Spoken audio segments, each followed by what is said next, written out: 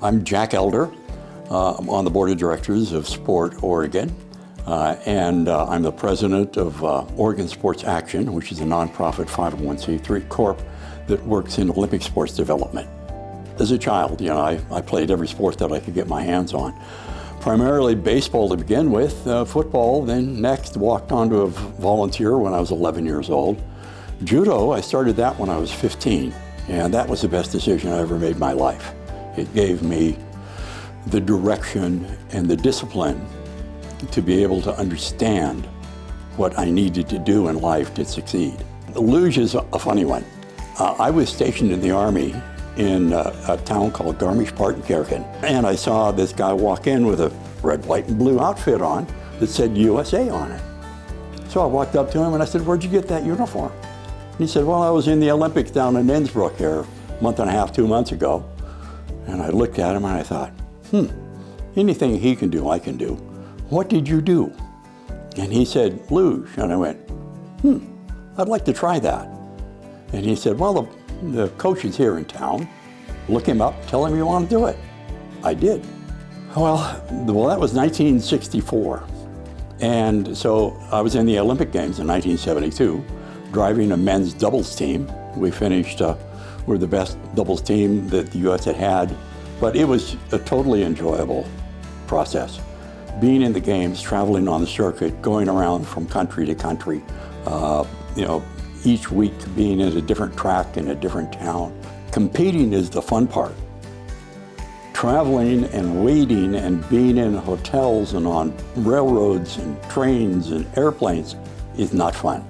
And it's probably 90% of your time. Well, we set up Oregon Sports Action after we dropped the idea of bidding for the Winter Olympic Games in the late 1980s. And we realized that the sports groups in the state of Oregon and nationally had all just had gotten away from the old AAU control, and they didn't know how to run a business. We had learned. We knew how. We knew what the requirements were. We knew how to run a nonprofit. So we set up our organization to assist them in actually learning how to do it, how to run a business. In 1998, I had the privilege of being the director of sports and venues for the Nike World Masters game. In the World Masters Games, I was the director of sports and venues. I was responsible for the organizing and operation of 25 sports for 12,000 athletes at 105 locations. So I took a year and a half, 2 years with them, their great help, and in organizing the games.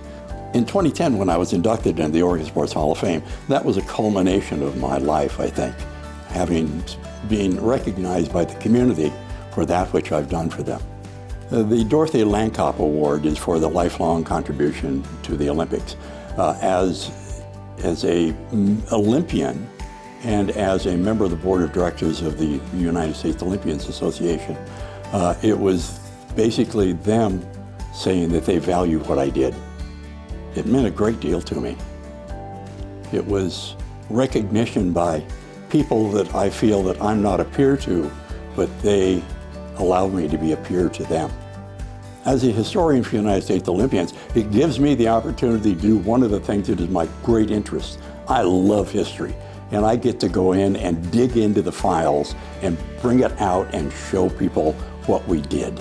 In 1985, Jimmy Carnes, who was a proposed track coach of the 1980 team, and he also founded the Athletes Attic with Marty LaCory, he posted a study that was done on the development of sport in local communities and said how valuable it was, and it stunned us. We came back to Portland and said, we've got to do that here. And we created the Oregon Sports Authority, and now it's Sport Oregon. Well, in the first year, there was just 5 of us on the board of directors. That was it. There was nobody else. And it was setting up the goals of the organization so that we could establish the community and invite them to support us. Because at that point, it was only created for the purpose of bringing events to town. Well, in the last 5 years, it's just been an amazing development and growth. I think that it is exactly what we wanted it to do in the first place. That is actually bringing events to town and operating them. What I would like Portland to think of Jack Elder in the future, I think of my friend Dick Fosbury, who gave so much internationally and nationally, and that he was a great leader. And I would like Portland and Oregon to look at me and say, he started it, we're going to finish it.